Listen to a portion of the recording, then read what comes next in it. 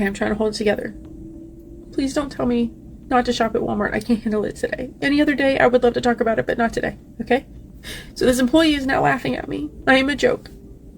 Which also breaks my heart because it's that is why people are getting away with what they're doing, right? The customer is always right, and every change is made for the customer. At least that is what retail corporations always want us to believe. But if you still believe it, you may have fallen for the sweetest lie in the retail industry.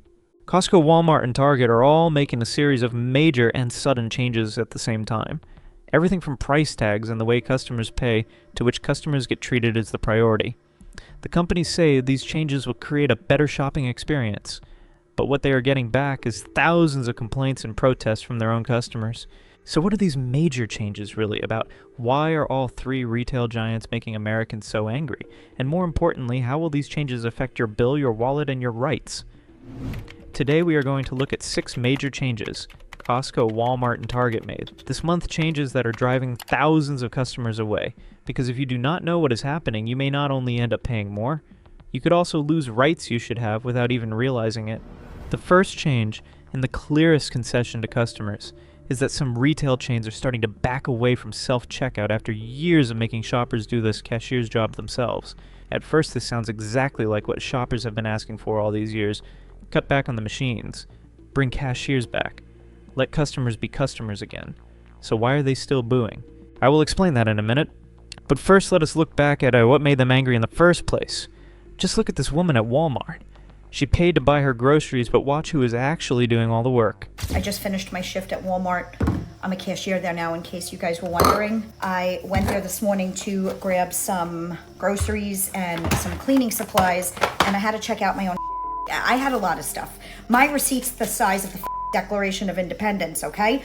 1 register's open, but 15 self-checkouts. Fine, I will check out myself. I don't want to, but I will. I start checking out, and immediately 3, not 1, not 2, but 3 employees start hovering over me because they see that I've got a full cart of and they want to make sure that I'm not stealing anything. Okay, that's fine. If you have time to stand around and watch me, maybe jump on a register and check me out so I don't have to be watched like I'm some criminal. Look closely at what is happening there. She takes out every item herself, scans everything herself, and bags everything herself. The employee is standing right next to her, but not to handle the transaction for her. They are standing there watching her handle her own transaction. No wonder shoppers say, I do not work for Walmart, or if you want me to scan my own stuff, give me a discount. I am not against self-checkout, but do not call it a choice when rows of machines are open while the staffed registers on the other side are just sitting there collecting dust. At that point, customers are not choosing self-service. They are just choosing the fastest way to get out of the store. So when some stores started cutting back on self-checkout in 2026, a lot of people saw it as a victory. But to me, it feels more like a small concession after customers complained for far too long and the system itself started creating problems for the companies. Target can close self-checkout, but if it does not bring enough people back to the registers, what does customers actually get? Ariana Kabata only wanted to buy a box of tampons, 1 item, but this is the line waiting in front of her.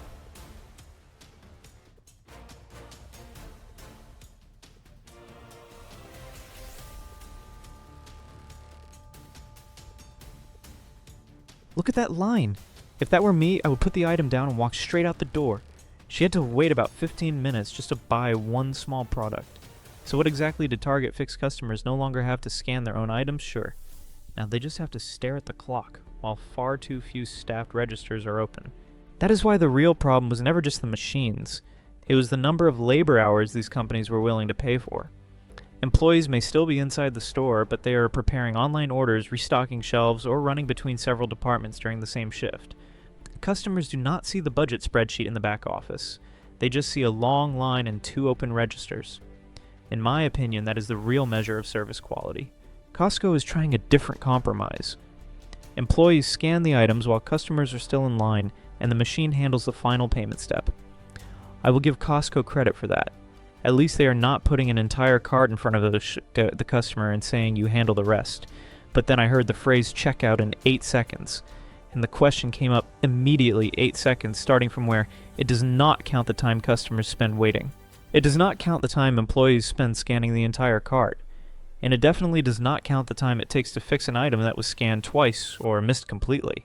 Some employees have posted on Reddit and said this system can cause confusion and put pressure on people to move faster. So do not give me that 8-second number as if the entire process only takes 8 seconds. It is just one nice looking slice picked out of a much longer process. And this is what bothers me even more than self-checkout. The system keeps changing, but the company's real priorities never seem to change. They brought in machines so they could use fewer cashiers. Customers complained. They kept expanding anyway. The machines caused losses, they added cameras, the lines got too long, they shut down a few machines and reopened a few registers. But I've never seen them truly go back and ask one simple question: how do shoppers want to be served? Their first priority is bringing in machines, reducing labor and cutting costs. And customers have to scan their own items, bag their own purchases, fix their own errors, and do an employee's job. That is fine with them as long as it makes their wallets even fatter. Only when the system starts causing losses, making lines longer, or creating too much outrage do they finally agree to change. And even then, they change it little by little as long as they do not have to restore all the service they already cut. That is why even a concession still makes customers boo. And worse, while doing the cashier's job themselves, customers also have to check whether the store is at least charging them the right amount. The second major change is happening right in the numbers. Customers see the shelf price, the weight, and the label, and the final amount at checkout do not always match, and not every mismatch is equally serious. A coupon that does not work may cost you a few dollars, but the wrong checkout price affects anyone who puts an item on the counter, and if the weight on the package is wrong, the entire calculation of that product's value was wrong from the start. The scariest part is that these errors usually do not set off any warning. The machine still accepts the card. The receipt still prints. Customers simply lose money quietly if they do not notice in time. If you watched my previous video about Walmart, you definitely remember those food packages that made shoppers bring out a scale and check the weight again. I spent an entire video on that, so I will not repeat it here. But sadly, even in 2026, Walmart customers still have to save evidence to prove the price the store itself gave them. A mother named Kat saw a pair of children's shoes marked down from $18.98 to $3. She checked that it was the right product and brought it to checkout. But look at how much the machine tried to charge her. She doesn't believe me that they're $3. I must have picked up the wrong shoes. Fine. She's like, if you have time to wait, I'll go back there and check. And I was like, fine. Like, at this point, I'll sit on the bench. I'll be here all day. So she goes to the back. She's gone for a really long time. And then she comes back like winded. She's like, I'm sorry. You're right. They are $3. But I see what you mean. So she had gone into the back to talk to supervisors back there to let them know this was happening. So then she's like, I need you to talk to the big manager. I said, fine, I'll talk to whoever, because this feels like price cap. Like, this is a trap. This is what people are afraid of. This is the problem. Look at those two numbers. This is not a few cents caused by rounding. The store said $3, but the machine wanted $18.98. If that were me, I would stand right there until someone explained where the other $15.98 came from. Kat had to show a photo as proof and keep asking for help before they finally honored the lower price. According to her, the same pair of shoes had shown $3 when she checked earlier, but went back to full price at checkout. I am not saying this was definitely some kind of scheme. The label may have been placed incorrectly. The data may not have been updated. An employee may also have made a mistake. But all of those are the store's problems. Do not turn a system error into a test of whether shoppers are alert enough, have enough time, and feel confident enough to protect their own wallets. The next problem makes me just as angry. It is coupons and digital deals. They do not affect everyone, but for people who truly need to save money, they can be much more frustrating. For someone with money to spare, a broken deal is just annoying. But for a senior living on a fixed income, a mother counting every item in her cart, or a family trying to stretch the budget through the weekend, a few dollars can decide what goes home and what has to go back on the shelf. In June 2026, Target advertised that Target Circle members could get a free coffee or a bullseye treat at participating Starbucks locations inside Target stores. Customers only had to use the code in the app's wallet or the phone number connected to their account. But on the actual day of the promotion, at least one user said the offer had been showing in the app for several days, and then when they tapped it to use it, the screen suddenly said unavailable. Imagine seeing the advertisement going to the right store, opening the right app, and only finding out the deal does not work when you are already standing at the counter. At that point, the only free thing you get is frustration and the stares from everyone waiting behind you. Once customers stop trusting the number on the screen, and the store stops trusting the person standing in front of the machine, the checkout process clearly cannot stay the same. And what the retail chains did next made the shopping experience even more complicated. The third major change is that something as simple as paying is being split into far too many different processes, and customers have to figure out which path they are supposed to take. In the past, you picked out your items, stood in line, the cashier scanned them, you paid, and you left. Nobody needed instructions. Nobody had to download an app. And nobody certainly had to pay a membership fee just to get through checkout faster. Now it is different. You may have to open an app sign into the right account scan. Every item while you shop bag. Everything find the correct checkout area, scan a QR code, and then wait for an employee to inspect your order. If the system is not satisfied, all the work you just did can disappear and you have to go back to a regular register. The chains call that more choice. I call it making shoppers learn how to operate the store before the store agrees to take their money. And here's an example that made me wonder who Scan and Go is really saving time for. A friend of mine uses Walmart Plus. He told me that he once opened Scan and Go, scanned every item himself while walking through the store, and bagged everything on his own. He did exactly what Walmart asked him to do, and exactly what he pays a membership fee to use. But when he reached the checkout area and waited for an employee to inspect everything, the transaction was canceled. In the end, he had to open all the bags, take the items to a register, and scan everything again from the beginning. He paid for the membership. He walked through the store and did the cashier's job himself. He kept track of every item, he bagged everything himself. And what was his reward for following the process correctly? Opening everything back up and doing it all over again. And what bothers me is not just that an app failed. Technology can fail, that happens. The problem is how the work and the control are divided.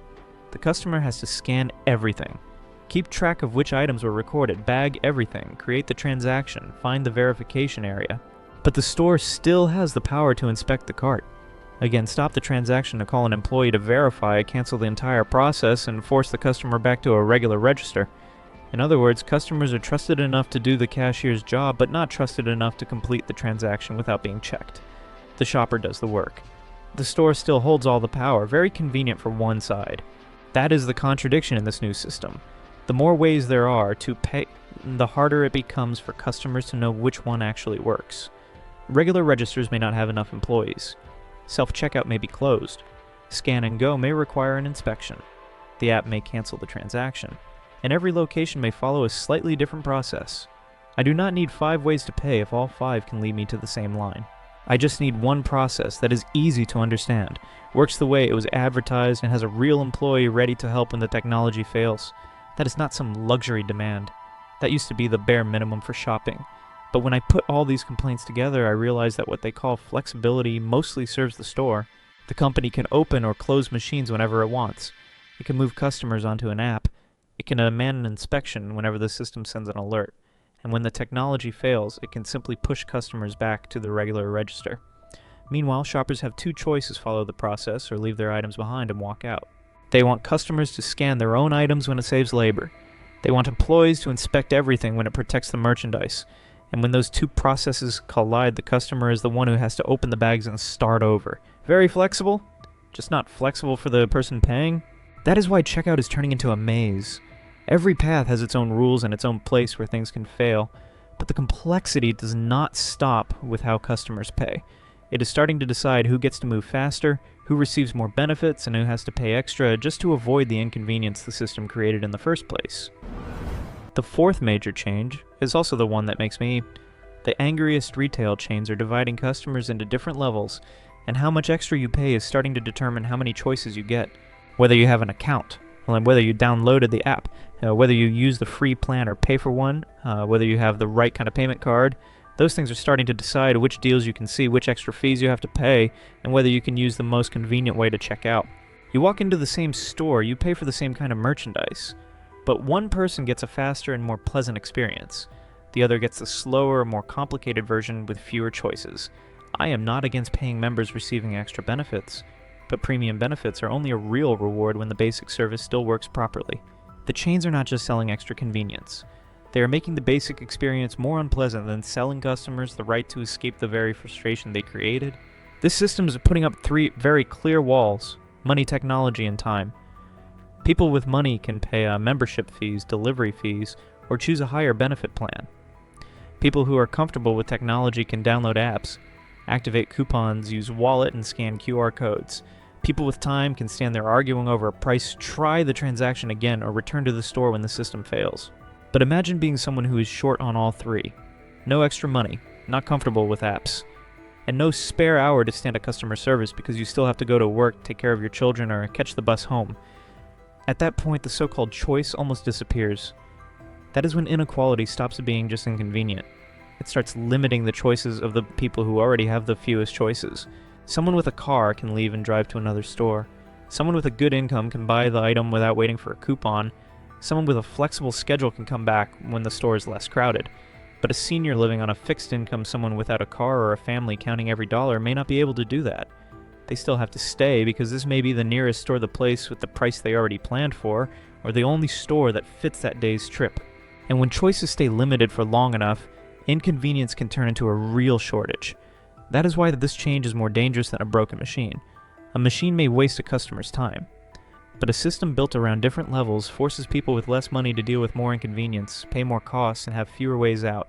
And once the store knows who you are, which benefit level you belong to, and what you usually buy, even the numbers appearing in front of you start becoming harder to understand. The fifth major change is happening right on the shelves. Paper price tags are gradually being replaced with electronic price tags, and that changes how prices are updated inside the store. In the past, changing a price meant an employee had to print a new tag, walk to each shelf, and replace it by hand. That process was slow and took a lot of labor. With electronic tags, the price is updated in the system, and then the new number appears right below the product. Thousands of prices can be changed much faster. If you watched my previous video focused on Walmart, you probably remember that I talked about this issue in quite a bit of detail. Walmart says electronic tags keep employees from spending hours replacing paper tags. The company also says prices are still approved by people. Every customer in the same store sees the same price, and the system is not used to raise prices differently for individual shoppers. I already went through those explanations carefully in the previous video, so I will not repeat all of them here. The most important point is easy to understand. Paper tags make price changes take time. Electronic tags almost completely remove that delay. With paper tags, every price change requires someone to physically go to the shelf. Customers may even see the old tag or at least know that a price change is taking place. With electronic tags, prices can be changed faster more often and across many products at the same time. A sale can start faster. It can also end faster. But customers have a harder time knowing what the previous price was and exactly when it changed.